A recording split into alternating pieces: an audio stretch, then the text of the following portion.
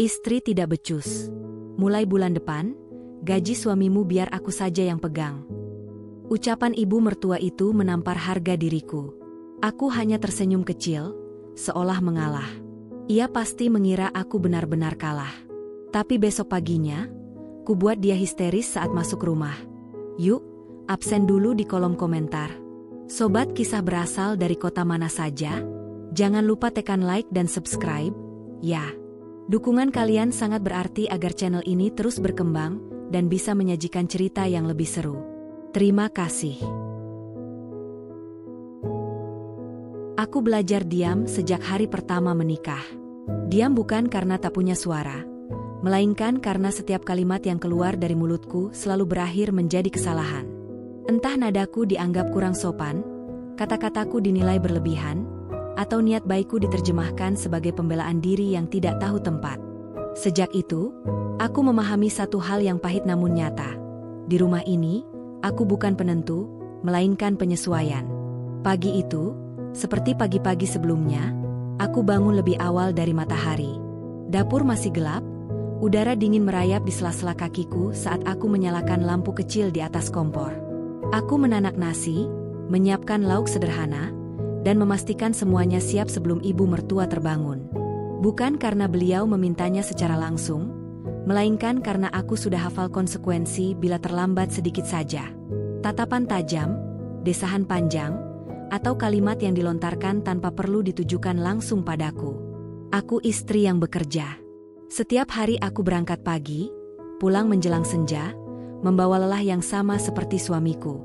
Bedanya, lelahku tidak pernah diakui sebagai kontribusi. Bagiku, pekerjaan hanyalah alasan untuk dianggap lalai. Aku disebut tidak becus mengurus rumah. Padahal aku mengatur waktu dengan ketelitian yang bahkan sering membuatku lupa kapan terakhir kali benar-benar beristirahat. Istri zaman sekarang maunya kerja terus, ucap ibu mertua suatu sore, tanpa menatap wajahku. Tangannya sibuk melipat pakaian, sementara aku berdiri di sudut ruangan, menahan napas. Rumah jadi berantakan, suami jadi tak terurus. Aku ingin menjawab. Sungguh, aku ingin berkata bahwa rumah ini bersih, makanan selalu ada, dan suaminya tak pernah berangkat tanpa pakaian rapi. Namun kata-kata itu mengendap di tenggorokan. Aku tahu, membela diri hanya akan memperpanjang daftar kesalahanku. Suamiku, lelaki yang kupilih dengan penuh keyakinan, hanya diam di kursinya. Matanya menunduk, jemarinya sibuk menggulir layar ponsel. Diamnya bukan persetujuan, katanya suatu malam. Tapi diam itu pula yang setiap hari melukai harga diriku perlahan. Aku Mawar.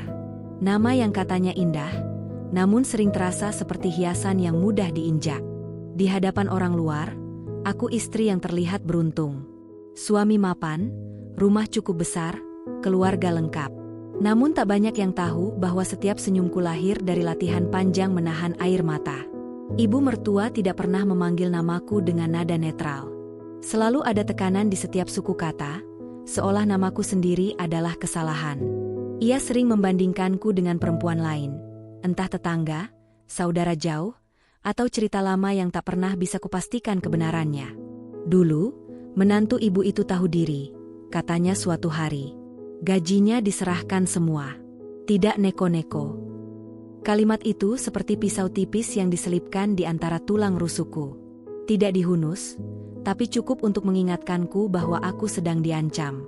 Saat itu aku hanya tersenyum kecil, pura-pura sibuk menyapu lantai. Dalam hati, ada gemetar yang sulit dijelaskan. Bukan karena takut kehilangan uang, melainkan karena kehilangan kendali atas diriku sendiri. Aku bekerja bukan untuk bergaya. Aku bekerja karena ingin berdiri sejajar. Karena aku percaya, pernikahan seharusnya tentang berjalan bersama, bukan salah satu menarik tali kendali sementara yang lain hanya mengikuti. Namun di rumah ini, keyakinanku terasa seperti kesalahan konsep. Setiap akhir bulan, aku menghitung gajiku dengan hati-hati. Ada pos kebutuhan rumah, ada tabungan kecil, dan ada tanggung jawab yang kupikul diam-diam. Aku tidak pernah mengeluh saat suami membutuhkan bantuan. Cicilan ini, pembayaran itu, semuanya kulakukan tanpa perlu diumumkan. Bagiku, rumah tangga bukan panggung pembuktian, melainkan tempat saling menguatkan. Sayangnya, niat baik seringkali disalahartikan sebagai kelemahan. Ibu mertua mulai sering mengomentari caraku berpakaian. Katanya terlalu sederhana untuk perempuan bekerja. Di lain waktu, katanya terlalu rapi untuk ukuran menantu yang seharusnya lebih banyak di rumah. Apapun pilihanku, selalu ada celah untuk disalahkan. Aku mulai menyadari pola itu perlahan. Bahwa aku tidak sedang dinilai, melainkan dikendalikan. Bahwa setiap kritik bukan tentang perbaikan, melainkan penegasan posisi. Dan posisiku, menurutnya, selalu satu tingkat di bawah. Malam-malamku diisi dengan pikiran yang berputar. Aku bertanya pada diri sendiri, sampai kapan aku harus menunduk agar dianggap layak? Sampai sejauh mana aku harus mengalah agar disebut istri yang baik? Tidak ada jawaban yang memuaskan. Yang ada hanya rasa lelah yang kian menebal. Namun di balik semua itu, ada sesuatu yang tumbuh diam-diam dalam diriku. Bukan amarah yang meledak-ledak, melainkan tekad yang dingin dan terukur. Aku mulai mencatat, menghitung, dan merencanakan. Bukan untuk melawan dengan kata-kata, melainkan dengan hasil nyata. Aku tahu, hari itu akan datang. Hari ketika aku tidak perlu lagi menjelaskan siapa diriku. Hari ketika semua tuduhan akan gugur oleh fakta. Aku tidak ingin membalas dengan teriakan atau air mata. Aku ingin berdiri dengan tenang, menunjukkan bahwa aku bukan istri yang tidak berguna seperti yang sering mereka katakan. Pagi itu, saat aku melangkah keluar rumah untuk berangkat kerja, ibu mertua menatapku sekilas. Tatapannya seperti biasa, penuh penilaian. Aku menunduk sopan, mencium tangannya, lalu melangkah pergi. Di balik langkahku yang teratur, ada janji sunyi yang kuucapkan pada diri sendiri. Aku tidak akan selamanya menjadi perempuan yang selalu salah. Aku hanya sedang menunggu waktu yang tepat untuk membuktikannya. Ancaman itu tidak datang dengan suara keras. Ia hadir pelan, seperti angin yang menyusup di sela pintu, nyaris tak terasa, tetapi cukup untuk membuat seluruh ruangan menjadi dingin. Aku menyadarinya bukan dari satu kalimat, melainkan dari kebiasaan kecil yang perlahan berubah menjadi aturan tak tertulis. Awalnya hanya pertanyaan ringan. Gajimu bulan ini berapa? Nada suaranya terdengar biasa, bahkan nyaris ramah. Aku menjawab jujur, seperti yang selalu kulakukan. Tidak ada yang perlu kusembunyikan, pikirku waktu itu. Ia mengangguk pelan, lalu tersenyum tipis. Senyum yang kini kupahami bukan tanda persetujuan, melainkan awal dari penguasaan. Hari-hari berikutnya, pertanyaan itu berubah bentuk. Bukan lagi soal jumlah, melainkan soal penggunaan. Mengapa aku membeli ini? Kenapa aku mengeluarkan itu? Mengapa aku tidak meminta izin lebih dulu? Setiap lembar uang yang kugunakan seolah harus melewati persetujuannya, meski uang itu berasal dari lelahku sendiri. Aku mulai merasa seperti anak kecil yang diberi uang saku, bukan istri yang ikut menopang rumah tangga. Suatu malam, saat kami duduk di ruang tengah, ibu mertua berkata tanpa basa-basi. Kalimatnya jatuh begitu saja, namun dampaknya menghantam keras dadaku. Mulai bulan depan, gajimu serahkan saja ke ibu. Biar ibu yang atur. Kamu itu terlalu boros. Aku terdiam. Kata boros itu menggema lama di kepalaku. Boros. Padahal aku hafal betul setiap pengeluaran. Aku tahu berapa harga beras, listrik, air, dan kebutuhan harian. Aku tahu kapan harus menahan diri dan kapan boleh sedikit bernapas. Tapi semua itu tak berarti apa-apa di hadapannya. Aku menoleh pada suamiku. Mencari sandaran, pembelaan, atau setidaknya keberanian untuk berkata bahwa ini berlebihan. Namun yang kutemukan hanyalah wajah lelah yang memilih aman. Ia menghela napas, lalu berkata pelan, "Ibu cuma mau bantu." Kata bantu itu menusuk lebih dalam daripada tuduhan boros. Karena di baliknya, ada pengakuan tak langsung bahwa aku dianggap tidak mampu. Aku mengangguk kecil. Lagi-lagi aku memilih diam. Bukan karena setuju, melainkan karena pikiranku sedang berlari jauh, menghitung kemungkinan, menimbang risiko. Aku tahu, menolak secara frontal hanya akan memperburuk keadaan. Di rumah ini, suara tertinggi selalu milik ibu mertua. Malam itu, aku tidak langsung tidur. Aku duduk di tepi ranjang, menatap langit-langit kamar yang terasa semakin rendah. Aku bertanya pada diri sendiri, kapan gajiku berubah menjadi bukan milikku? Kapan hasil jerih payahku dianggap perlu diawasi seperti potensi kejahatan? Keesokan harinya, aku berangkat kerja dengan kepala penuh. Di kantor, aku tetap menjalankan tugasku seperti biasa. Menyusun laporan, menghadiri rapat, menuntaskan tanggung jawab. Tidak ada yang tahu bahwa di balik rapian kerjaku, ada badai yang sedang berputar. Aku mulai menyadari sesuatu yang penting hari itu. Bahwa jika aku menyerahkan seluruh kendali, aku akan kehilangan bukan hanya uang, tetapi juga harga diri. Namun melawan tanpa persiapan sama saja dengan menyerahkan diri pada kehancuran emosional. Maka aku memilih jalan yang lebih sunyi. Aku mulai memisahkan.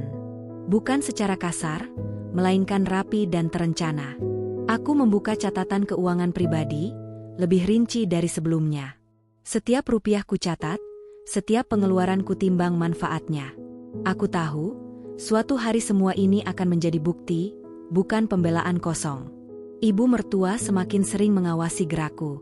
Jika aku pulang membawa kantong belanja, tatapannya langsung menghakimi. Jika aku tidak membeli apapun, ia menyindir bahwa aku pelit dan tidak memikirkan keluarga. Dua sisi yang sama-sama menjebak. Kamu kerja, tapi rumah tetap saja begini, katanya suatu sore sambil menatap dapur. Ibu dulu, tidak kerja pun bisa mengatur semuanya. Aku mengangguk. Selalu mengangguk. Tapi di dalam diriku, ada sesuatu yang mulai berubah bentuk. Aku tidak lagi sekadar terluka. Aku mulai jengah. Dan kejengkelan itu, jika dipelihara dengan benar, bisa berubah menjadi kekuatan. Suamiku semakin jarang bicara soal uang. Seolah topik itu bukan lagi wilayahnya. Aku tahu, sebagian tanggung jawabnya telah kupikul tanpa banyak kata. Cicilan, kebutuhan mendesak, semuanya sering jatuh ke pundakku. Namun anehnya, aku tetap disebut tidak berkontribusi. Ironi itu membuatku tersenyum pahit. Suatu pagi, ibu mertua berdiri di dekat pintu saat aku bersiap berangkat kerja.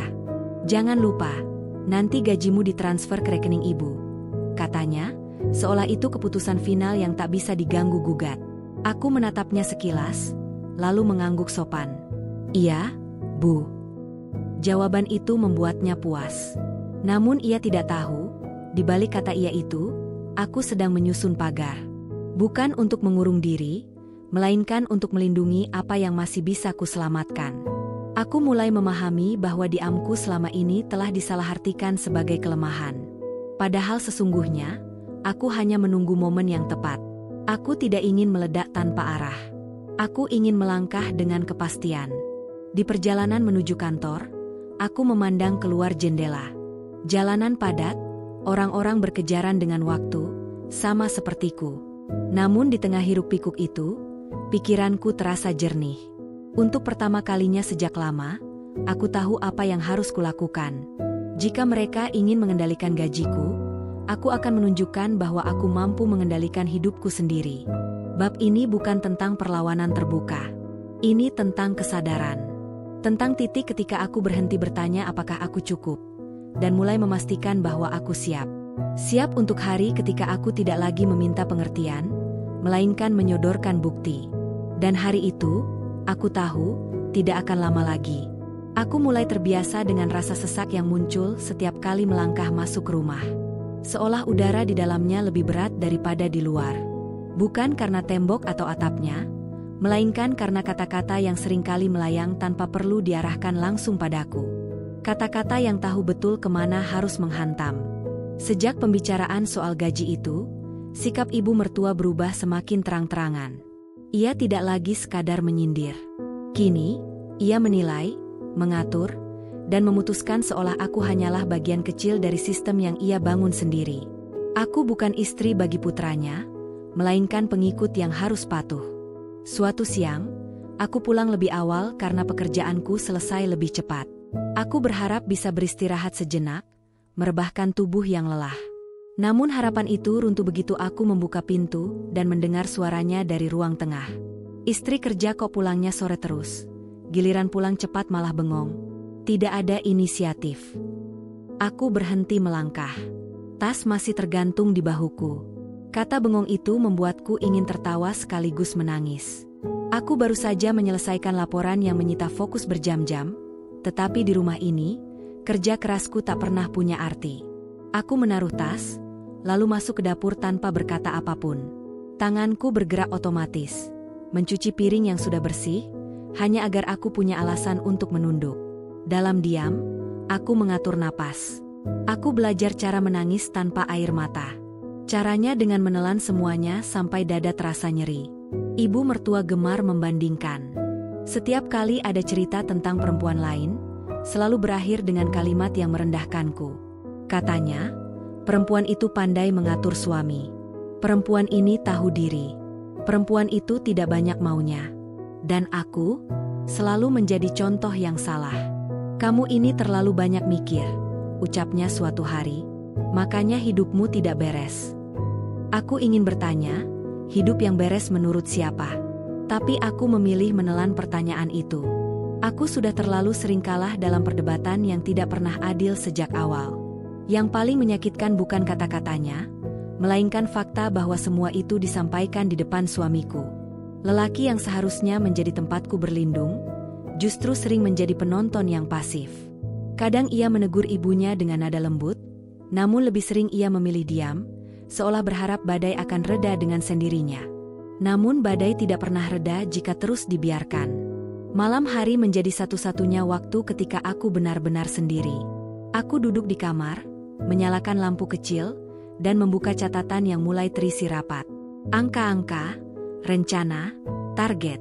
Aku menuliskannya dengan rapi, seolah kertas itu adalah satu-satunya tempat yang aman untukku berkata jujur. Aku menuliskan semua luka tanpa kata-kata kasar. Bukan untuk mengungkit, melainkan untuk mengingat. Agar suatu hari nanti, ketika aku berdiri lebih tegak, aku tahu dari mana aku berasal dan apa yang telah kulewati. Ada malam-malam ketika aku hampir menyerah. Ketika pikiranku dipenuhi pertanyaan tentang nilai diriku sendiri. Apakah aku benar-benar istri yang gagal? Apakah aku terlalu keras kepala dengan keinginanku bekerja? Apakah aku seharusnya lebih patuh, lebih diam, lebih mengalah? Namun setiap kali pikiran itu muncul, ada suara lain yang menyusul, lebih tenang namun tegas. Suara yang mengingatkanku bahwa aku tidak pernah malas. Aku tidak pernah lari dari tanggung jawab. Aku tidak pernah menggunakan uang tanpa alasan. Jika itu semua disebut tidak berguna, maka definisi berguna di rumah ini memang tidak pernah berpihak padaku. Suatu sore, ibu mertua mengomel panjang soal belanja. Ia menuduhku membeli barang yang tidak perlu. Padahal barang itu adalah kebutuhan dapur yang ia sendiri minta beberapa hari sebelumnya. Ketika aku mencoba mengingatkannya dengan nada halus, ia mendengus. Alasan saja, katanya. Perempuan kalau pegang uang, ya begitu. Tidak bisa dipercaya. Kalimat itu membuat tanganku bergetar. Aku menunduk, menggenggam ujung bajuku agar tidak terlihat. Ada rasa panas menjalar dari perut ke dada. Bukan marah yang ingin meledak, melainkan luka yang terlalu sering disentuh. Aku sadar, jika aku terus menyimpan semuanya tanpa arah, aku akan hancur dari dalam. Maka aku mengubah caraku menyimpan. Aku tidak lagi sekadar memendam. Aku mengolah. Setiap hinaan ku catat sebagai pengingat. Setiap tuduhan ku jadikan bahan evaluasi, bukan untuk membenarkan mereka, melainkan untuk memastikan aku tidak lengah. Aku mulai membaca lebih banyak, belajar mengatur keuangan dengan lebih strategis, memperluas jaringan kerja. Semua kulakukan diam-diam, tanpa perlu diketahui siapapun di rumah. Aku tahu, mereka tidak akan berubah hanya karena aku tersakiti. Mereka akan berubah jika keadaan memaksa mereka melihatku dengan cara berbeda. Suamiku pernah bertanya, mengapa aku terlihat lebih pendiam dari biasanya. Aku tersenyum dan berkata bahwa aku lelah. Itu bukan kebohongan, hanya potongan kecil dari kebenaran. Aku lelah menjelaskan, lelah berharap, lelah menunggu pembelaan yang tak kunjung datang. Namun di balik kelelahan itu, ada keteguhan yang tumbuh. Aku tidak lagi ingin diakui dengan kata-kata. Aku ingin diakui oleh kenyataan. Aku mawar. Dan luka-luka ini bukan akhir ceritaku. Luka-luka ini adalah bagian dari proses yang sedang membentukku. Aku mungkin terlihat diam, terlihat mengalah, terlihat kecil di mata mereka. Namun mereka tidak tahu bahwa di balik semua itu, Aku sedang menyiapkan sesuatu yang jauh lebih besar dari sekadar pembelaan diri. Aku tidak akan membalas luka dengan luka. Aku akan membalasnya dengan bukti. Aku belajar satu hal penting dalam hidup berumah tangga. Tidak semua perlawanan harus bersuara. Ada kalanya, diam justru menjadi bahasa paling tajam, selama ia disertai arah dan tujuan.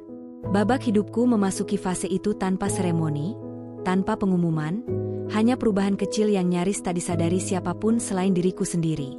Aku mulai terlihat lebih patuh di mata ibu mertua. Aku mengangguk lebih sering, menjawab seperlunya, dan tidak lagi memberi penjelasan panjang. Jika ia mengkritik, aku menerima. Jika ia menyindir, aku tersenyum. Sikapku yang berubah itu membuatnya merasa menang. Dan kemenangan semu itulah yang kubiarkan tumbuh. Setiap pagi, aku tetap menjalani rutinitas seperti biasa. Menyiapkan kebutuhan rumah, berpamitan dengan sopan, lalu berangkat kerja. Tidak ada yang berubah di permukaan. Namun di dalam diriku, ada sistem yang mulai tertata rapi.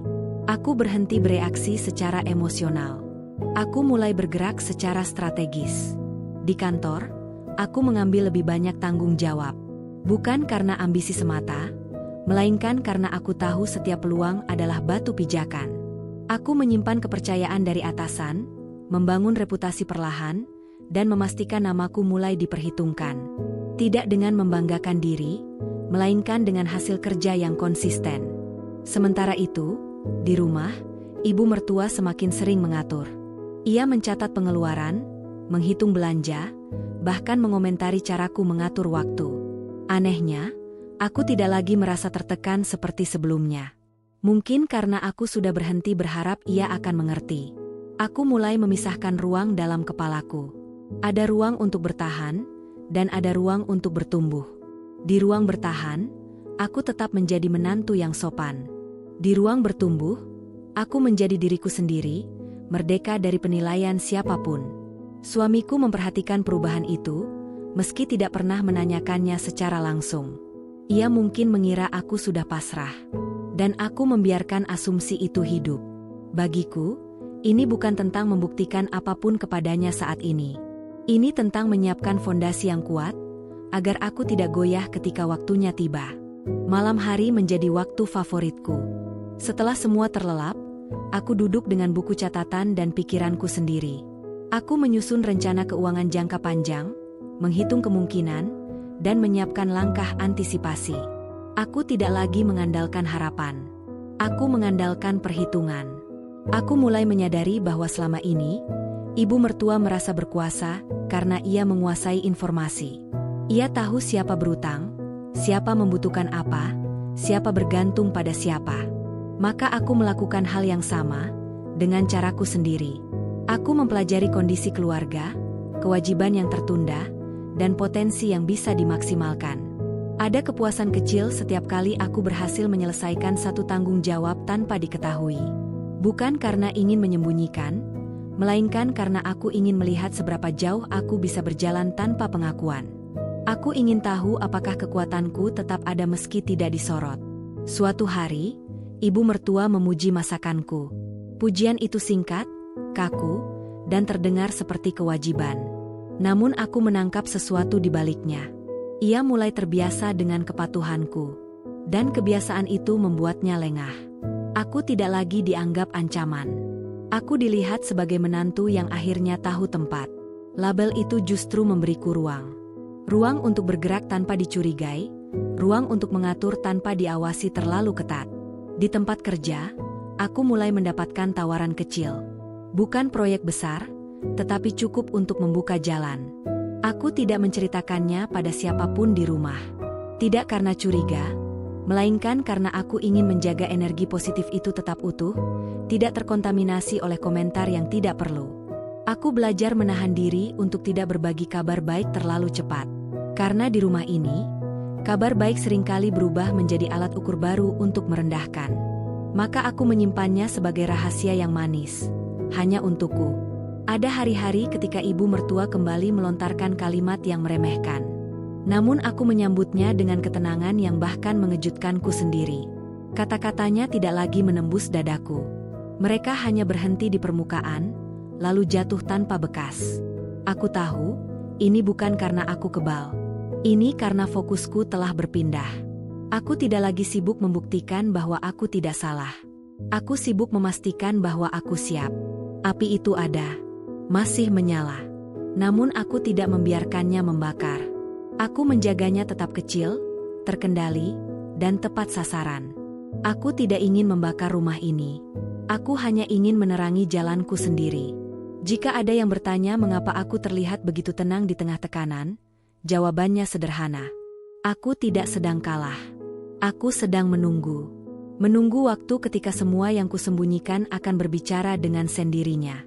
Diamku bukan tanda menyerah. Diamku adalah api yang sedang kupelihara dengan sabar.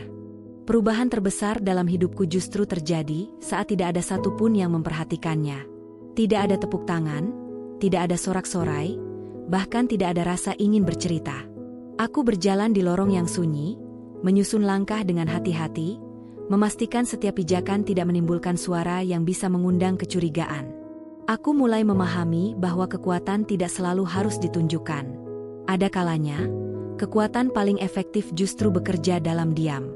Di kantor, namaku mulai disebut dalam rapat-rapat kecil. Bukan sebagai bahan pembicaraan, melainkan sebagai solusi. Atasan mulai mempercayaiku menangani klien yang lebih kompleks. Rekan kerja mulai bertanya pendapatku sebelum mengambil keputusan. Semua itu datang perlahan, seperti hujan gerimis yang tidak langsung membasahi, namun cukup untuk menumbuhkan sesuatu yang lama tertidur. Suatu sore, aku dipanggil ke ruang rapat kecil. Tidak ada banyak orang di sana, hanya aku, atasanku, dan satu orang dari divisi lain. Pembicaraan berlangsung serius, namun tidak menegangkan. Mereka menjelaskan tentang peluang proyek yang membutuhkan ketelitian, komitmen, dan tanggung jawab penuh. Proyek itu bukan proyek sembarangan. Nilainya besar, dampaknya luas, dan risikonya nyata. Aku mendengarkan tanpa memotong. Hatiku berdegup, namun wajahku tetap tenang. Aku tidak langsung menjawab iya. Aku meminta waktu untuk mempertimbangkan. Bukan karena ragu pada kemampuan, melainkan karena aku tahu, setiap keputusan besar akan membawa konsekuensi yang tidak kecil. Malam itu, aku duduk lebih lama dari biasanya. Aku membuka catatan, menghitung kemungkinan, mempertimbangkan waktu dan tenaga. Aku membayangkan tekanan yang akan datang, jam kerja yang bertambah, dan fokus yang harus terjaga. Namun di balik semua itu, aku melihat satu hal yang membuatku tersenyum pelan. Ini bukan sekadar proyek. Ini pintu. Keesokan harinya, aku menyatakan kesediaanku. Dengan satu syarat kecil yang hanya kutujukan pada diriku sendiri, aku tidak boleh goyah. Apapun yang terjadi di rumah, aku harus tetap berdiri tegak di tempatku bekerja. Proyek itu dimulai tanpa banyak gembar-gembor. Aku bekerja lebih keras, pulang lebih larut, dan sering membawa pekerjaan ke rumah. Anehnya, ibu mertua justru merasa puas. Baginya, aku kembali menjadi istri bekerja yang sibuk, mudah diatur, dan tidak banyak bicara. Ia tidak bertanya apa yang kukerjakan. Ia hanya melihat bahwa aku semakin lelah, dan baginya, itu tanda kepatuhan. Aku membiarkan asumsi itu tumbuh. Di sela kesibukan, aku mulai menyusun ulang keuangan keluarga. Perlahan, tanpa pengumuman. Aku menutup lubang kecil yang selama ini dibiarkan terbuka. Aku membayar kewajiban yang tertunda, satu persatu. Tidak dengan pamer, tidak dengan keluhan. Aku melakukannya karena aku mampu, dan karena aku ingin memastikan tidak ada lagi celah untuk menyebutku beban.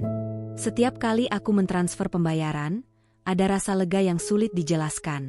Bukan karena jumlahnya, melainkan karena aku tahu, satu demi satu, jerat itu terlepas. Aku tidak lagi berdiri di tanah rapuh. Aku sedang membangun pondasi sendiri. Suamiku tidak banyak bertanya. Ia hanya tahu bahwa beberapa urusan keuangan tiba-tiba menjadi lebih ringan. Cicilan yang biasanya membuatnya mengeluh kini terasa lebih terkendali. Ia tidak tahu detailnya, dan aku tidak menjelaskan. Bukan karena ingin menyembunyikan, melainkan karena aku ingin melihat apakah ia akan menyadari tanpa perlu diberitahu. Di rumah, ibu mertua masih mengatur seperti biasa. Ia tetap merasa memegang kendali. Ia tetap menganggap gajiku sebagai sesuatu yang harus diawasi. Aku tetap menyerahkan sebagian, sesuai kesepakatan yang ia buat sepihak. Namun ia tidak tahu bahwa kendali sesungguhnya telah bergeser. Aku mulai memiliki ruang gerak. Bukan ruang yang besar, tetapi cukup untuk bernapas. Cukup untuk bermanuver. Aku belajar mengatur aliran, bukan hanya jumlah. Aku belajar bahwa kendali tidak selalu terlihat dari siapa yang memegang uang, melainkan siapa yang menentukan arah. Ada malam ketika aku hampir kelelahan. Tubuhku pegal, mataku perih, pikiranku penuh. Namun setiap kali aku ingin mengeluh, aku mengingat alasan awalku. Aku tidak melakukan ini untuk membuktikan apapun pada ibu mertua. Aku melakukan ini untuk diriku sendiri. Untuk harga diriku yang selama ini diremehkan. Proyek itu berkembang dengan baik. Target-target tercapai, klien puas, dan tim bekerja solid. Aku mulai merasakan kepercayaan yang utuh. Kepercayaan yang tidak lahir dari belas kasihan, melainkan dari hasil nyata. Rasanya menenangkan, mengetahui bahwa di luar rumah ini, aku dihargai apa adanya. Aku menyimpan semua itu rapat-rapat. Seperti menyimpan api di dalam kotak besi. Tidak untuk disembunyikan selamanya, tetapi untuk dijaga agar tidak padam sebelum waktunya. Ibu mertua pernah berkata, perempuan itu seharusnya tahu diri. Jangan sok mandiri. Aku mengingat kalimat itu suatu malam, lalu tersenyum sendiri. Aku tahu diri. Aku tahu batas. Aku tahu kapan harus diam dan kapan harus melangkah. Dan saat ini, aku sedang melangkah lebih jauh daripada yang ia bayangkan. Langkah-langkahku mungkin tak terlihat.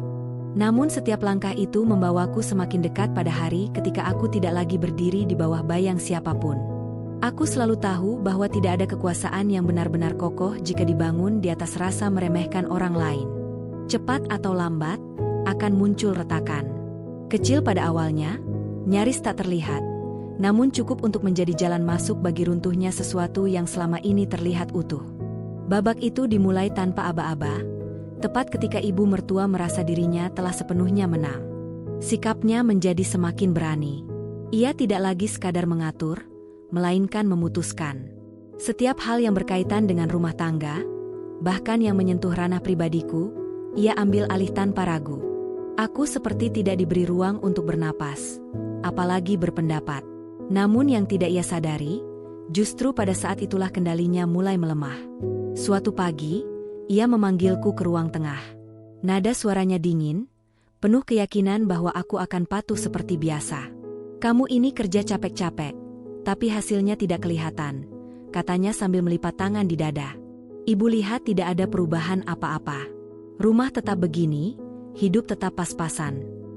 Aku berdiri di hadapannya dengan sikap tenang. Kata-katanya menghantam, namun tidak lagi melukai seperti dulu. Aku sudah terlalu sering mendengarnya. Yang membuatku tercenung justru satu hal lain. Ia mulai berbicara dengan asumsi, bukan fakta. Aku menjawab pelan, semua kebutuhan terpenuhi, Bu. Ia tertawa kecil, mengejek. Itu karena ibu yang atur. Kalau kamu yang pegang, entah jadi apa. Kalimat itu menjadi retakan pertama yang benar-benar terasa. Bukan karena aku marah, melainkan karena aku tahu betul betapa kelirunya pernyataan itu. Untuk pertama kalinya, aku merasakan dorongan kuat untuk tidak lagi hanya mengangguk. Namun aku menahannya. Aku belum ingin membuka semuanya. Belum sekarang. Hari itu, suamiku pulang lebih awal. Wajahnya terlihat kusut. Ia duduk di meja makan, menatap piring tanpa selera. Ibu mertua langsung mengomel soal cicilan mobil yang katanya belum jelas kapan lunasnya. Nada suaranya keras, seolah menuduh langsung di depan mataku. Kamu ini kepala keluarga, tapi tidak bisa pegang uang, katanya pada putranya. Kalau begini terus, bagaimana mau maju? Aku memperhatikan wajah suamiku yang memerah, antara malu dan tertekan. Ia menunduk, tidak membantah. Pemandangan itu menusukku lebih dalam daripada hinaan yang sering kuterima. Aku sadar, bukan hanya aku yang tertekan. Namun anehnya, hanya aku yang terus disalahkan. Saat itulah aku menyadari, ibu mertua mulai kehilangan arah. Ia menekan terlalu keras, tanpa menyadari bahwa kenyataan tidak lagi sejalan dengan ceritanya. Malam itu, aku duduk di kamar, membuka catatan keuangan. Angka-angka tersusun rapi. Cicilan yang ia keluhkan sebenarnya sudah jauh berkurang. Beberapa bahkan hampir selesai. Semua itu nyata, tercatat, dan bisa dibuktikan. Aku menutup buku itu perlahan, jantungku berdetak lebih cepat.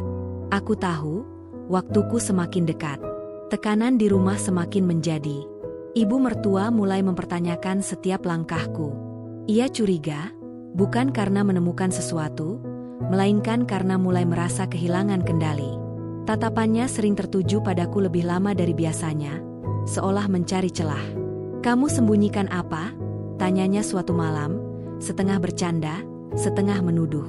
Aku tersenyum tipis. "Tidak ada, Bu." Jawaban itu membuatnya terdiam sesaat. Aku melihat kegelisahan kecil di matanya. Untuk pertama kalinya, ia tidak langsung menimpali.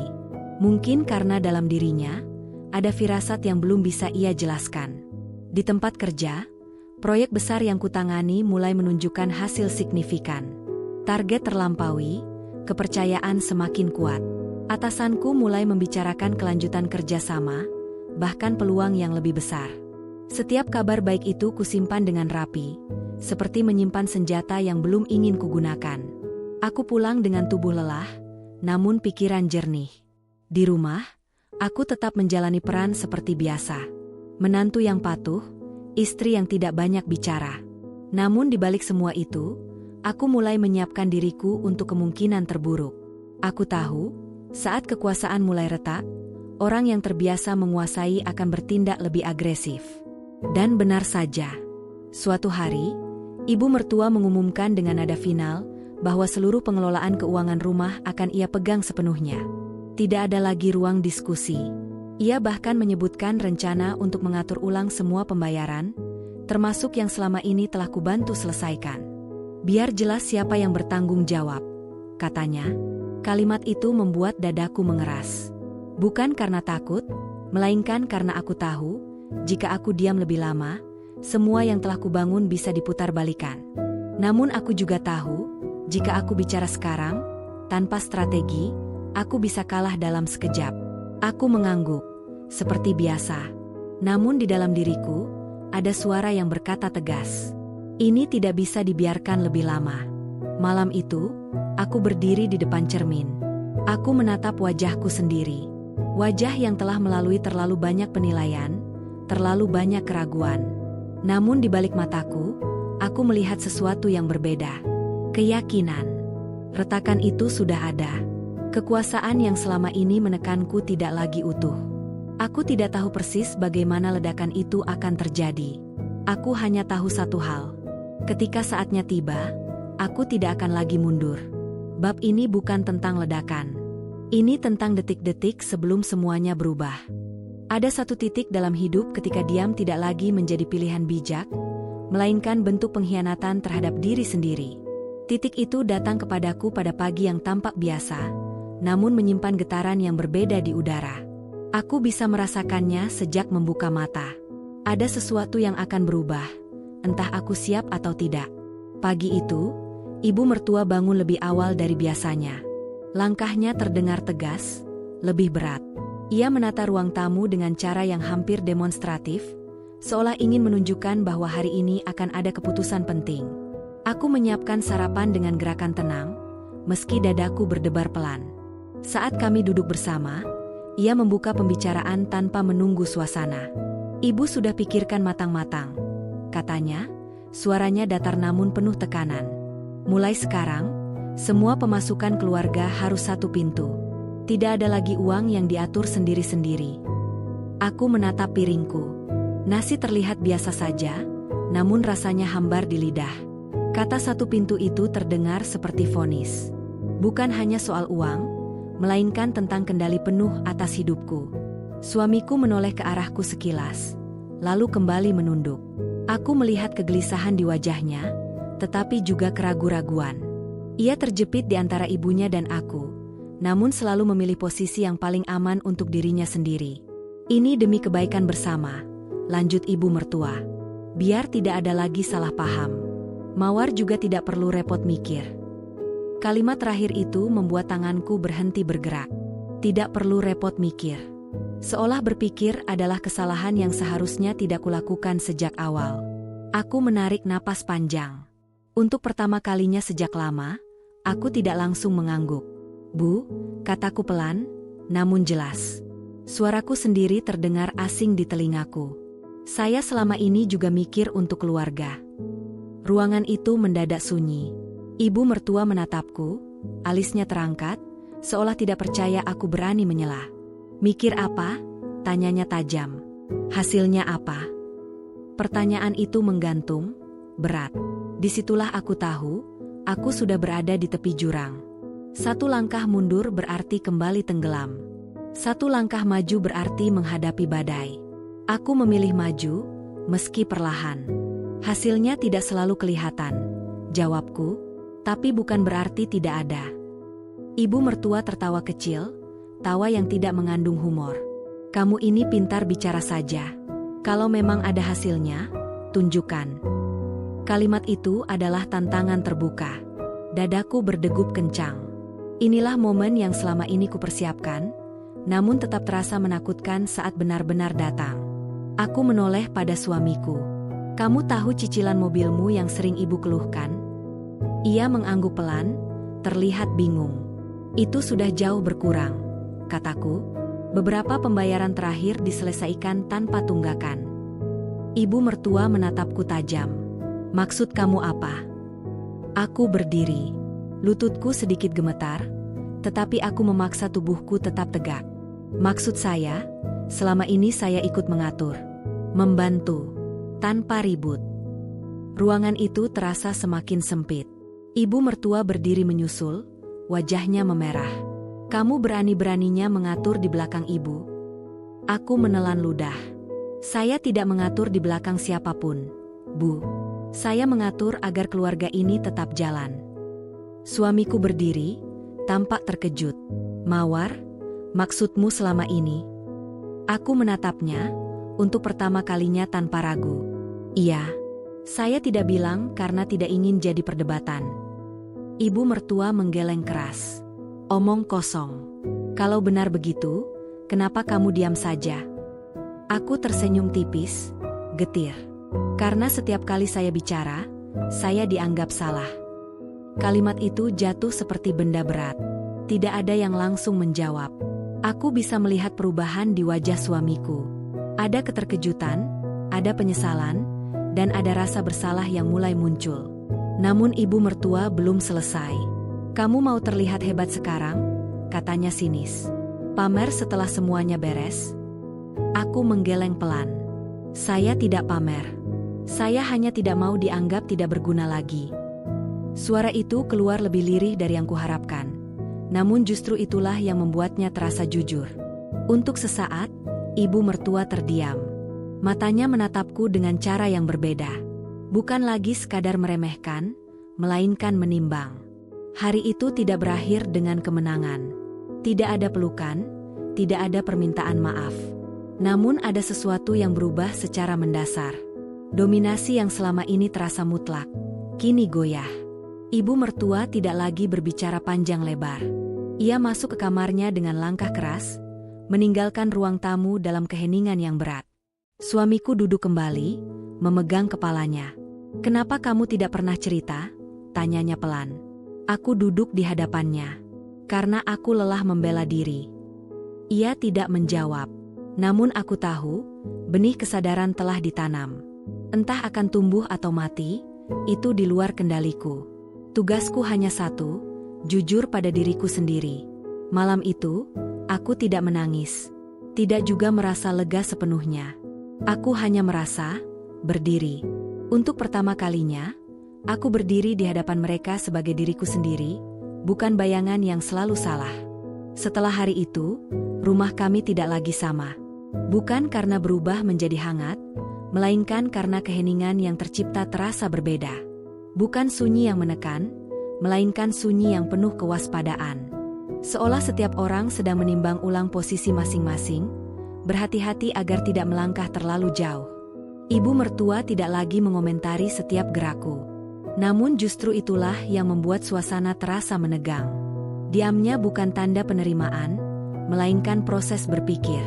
Aku mengenalnya cukup lama untuk tahu bahwa perempuan seperti beliau tidak akan mundur tanpa perhitungan. Beberapa hari setelah percakapan itu, ia memanggilku dengan nada yang terdengar lebih tenang dari biasanya. Tidak lembut, tetapi juga tidak tajam. Nada yang membuatku paham bahwa badai belum benar-benar berlalu. "Kamu bilang sudah bantu bayar ini dan itu," katanya sambil duduk di kursi ruang tengah. "Ibu ingin tahu, sejauh mana?" Aku mengangguk pelan. Inilah saat yang kupersiapkan sejak lama. Tidak dengan kemarahan, tidak dengan tangisan, tetapi dengan ketenangan yang lahir dari kesiapan. Aku masuk ke kamar dan mengambil map yang selama ini kusimpan rapi di bagian paling bawah lemari. Di dalamnya, ada catatan, bukti transfer, dan perhitungan yang kususun dengan cermat. Tanganku tidak lagi gemetar saat kembali ke ruang tengah. Aku sudah melewati fase itu. Aku meletakkan map itu di atas meja, membukanya perlahan. "Saya tidak ingin berdebat, Bu," kataku. "Saya hanya ingin menunjukkan." Suamiku duduk di samping ibunya, menatap map itu dengan ekspresi campur aduk. Aku bisa melihat matanya mengikuti setiap lembar yang kubuka. Aku tidak berbicara banyak. Aku membiarkan angka-angka itu berbicara. Tanggal pembayaran, jumlah cicilan, sisa kewajiban. Semuanya jelas, tersusun, dan tidak bisa dibantah. Setiap bukti adalah saksi bisu dari kerja yang selama ini tak pernah diakui. Ibu mertua menatap dokumen itu lama. Sangat lama. Wajahnya sulit dibaca. Tidak ada ledakan, tidak ada teriakan seperti yang sempat kutakuti. Yang ada hanyalah tarikan napas berat, lalu keheningan. "Kenapa kamu tidak bilang dari awal?" tanyanya akhirnya. Aku tersenyum kecil, tanpa rasa menang. Karena setiap kali saya bicara, ibu sudah punya kesimpulan. Kalimat itu tidak menyudutkan, namun cukup untuk membuatnya terdiam kembali. Untuk pertama kalinya, aku tidak merasa perlu menambahkan apapun. Aku sudah mengatakan yang perlu kukatakan. Suamiku mengusap wajahnya dengan kedua tangan. "Aku benar-benar tidak tahu," katanya lirih. Nada suaranya mengandung penyesalan yang dalam. Aku menatapnya, lalu mengangguk. Tidak ada gunanya menyalahkan. Kami sama-sama belajar dari luka yang sama. Hari-hari berikutnya berjalan dengan ritme yang aneh namun jujur. Ibu mertua tidak lagi meminta gajiku. Ia juga tidak lagi mengatur pengeluaran secara sepihak. Tidak ada permintaan maaf, tetapi juga tidak ada tuduhan baru. Bagiku, itu sudah lebih dari cukup. Di tempat kerja, proyek besar yang kutangani akhirnya mencapai tahap penting. Keputusan final diumumkan dalam rapat besar. Namaku disebut sebagai penanggung jawab utama. Dadaku menghangat, bukan karena bangga berlebihan, melainkan karena rasa syukur. Semua lelah, semua diam, semua luka, akhirnya menemukan bentuknya.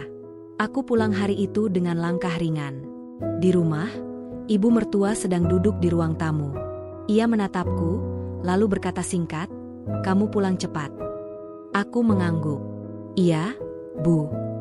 Tidak ada sindiran, tidak ada penilaian. Hanya pernyataan biasa. Mungkin terdengar sepele, tetapi bagiku, itu adalah perubahan besar. Malam itu, aku duduk sendirian di kamar, merenungi semuanya. Aku tidak merasa menang atas siapapun.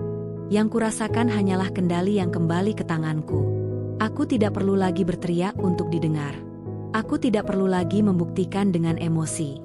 Aku sudah membuktikan dengan kenyataan. Balasanku bukan amarah. Bukan pula kata-kata tajam. Balasanku adalah keteguhan untuk tidak lagi membiarkan diriku diinjak.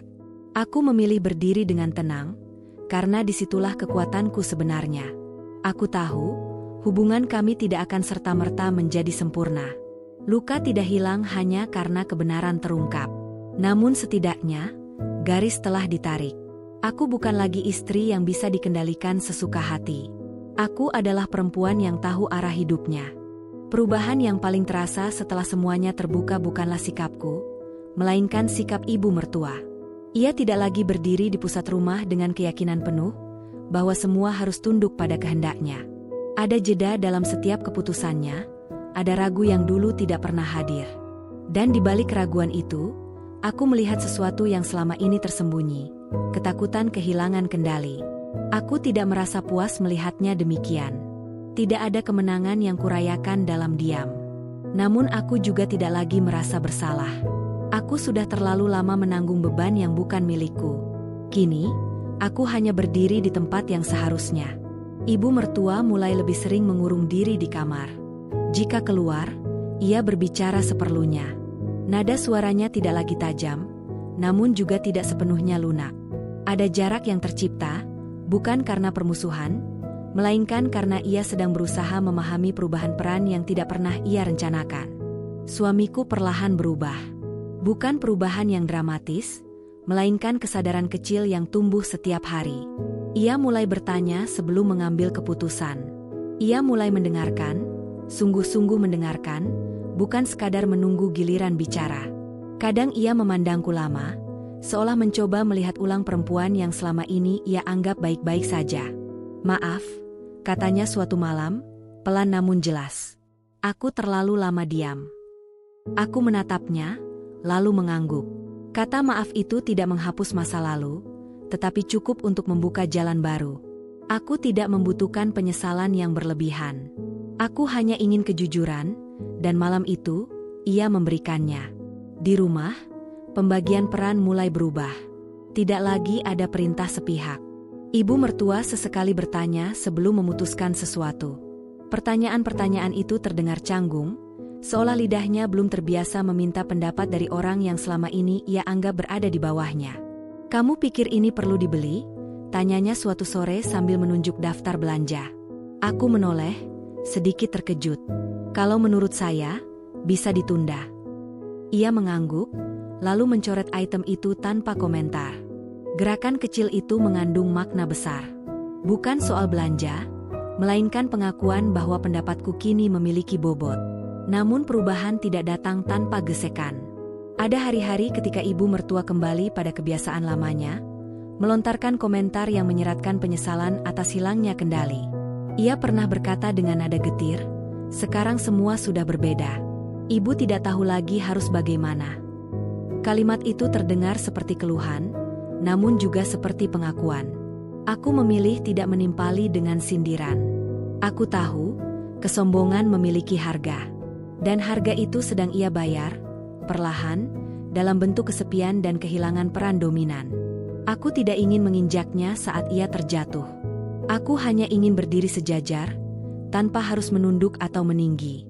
Di tempat kerja, kehidupanku semakin stabil. Proyek besar yang kutangani berjalan lancar dan mulai membuka pintu baru.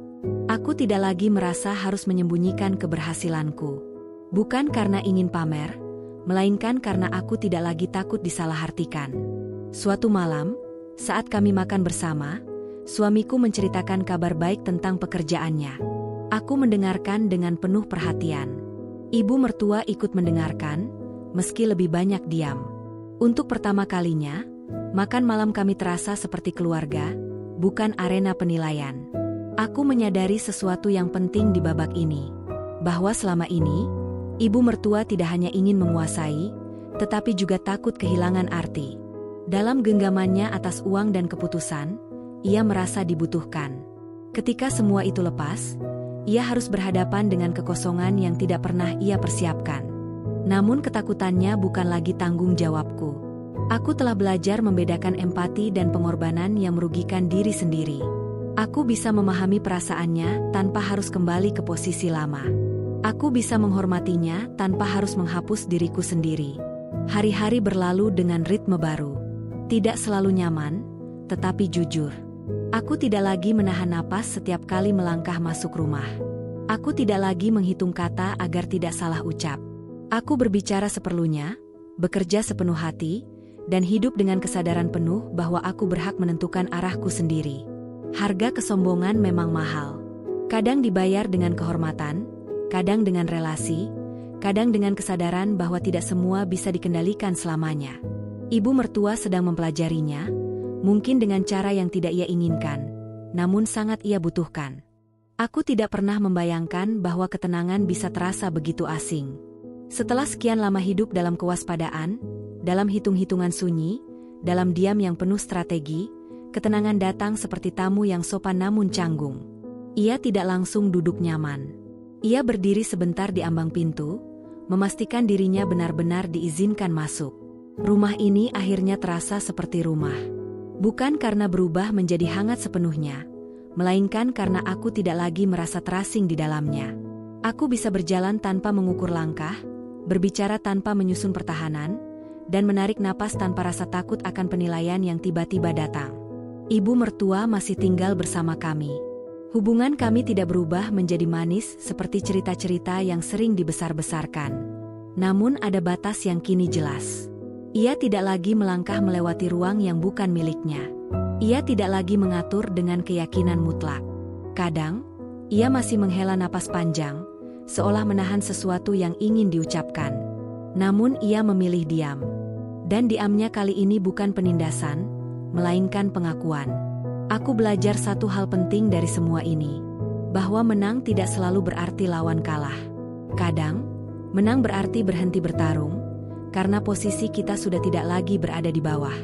Suamiku semakin sering berada di sisiku, bukan sebagai pelindung yang heroik, melainkan sebagai pasangan yang setara.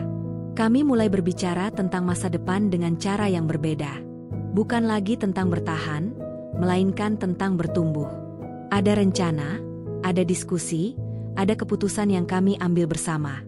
Suatu malam, ia berkata, "Aku bangga sama kamu." Kalimat itu sederhana, namun datang pada waktu yang tepat. Aku tidak tersenyum lebar, tidak juga terharu berlebihan. Aku hanya mengangguk dan berkata terima kasih. Bukan karena aku tidak menghargainya, melainkan karena aku sudah tidak lagi menggantungkan nilai diriku pada pengakuan siapapun. Aku bangga pada diriku sendiri. Di tempat kerja, aku berdiri di posisi yang dulu hanya bisa kubayangkan.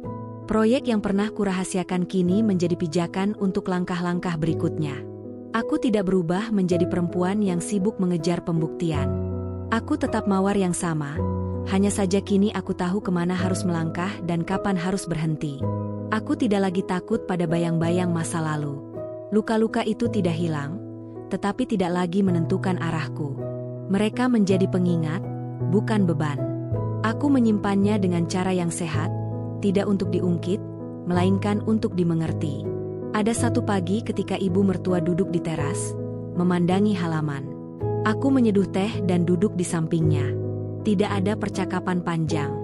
Hanya dua perempuan dengan sejarah yang rumit, berbagi ruang dalam diam yang lebih jujur dari sebelumnya. "Kamu sekarang kelihatan lebih tenang," katanya tiba-tiba. Aku menoleh, tersenyum tipis. "Iya, Bu." Ia mengangguk pelan. Tidak ada kelanjutan. Namun aku tahu, kalimat itu bukan sekadar pengamatan. Itu adalah pengakuan yang tidak ia ucapkan dengan lantang. Aku tidak membalasnya dengan kata-kata besar. Aku tidak perlu. Hidupku sudah menjawab semuanya. Aku pernah menjadi istri yang dianggap tidak berguna. Pernah disebut pemboros. Pernah diancam kehilangan kendali atas hasil jerih payahku sendiri. Pernah dipaksa diam demi kenyamanan orang lain. Semua itu membentukku, tetapi tidak menghancurkanku. Aku memilih jalan yang sunyi, jalan yang panjang, dan jalan yang penuh perhitungan. Aku menahan diri ketika ingin berteriak.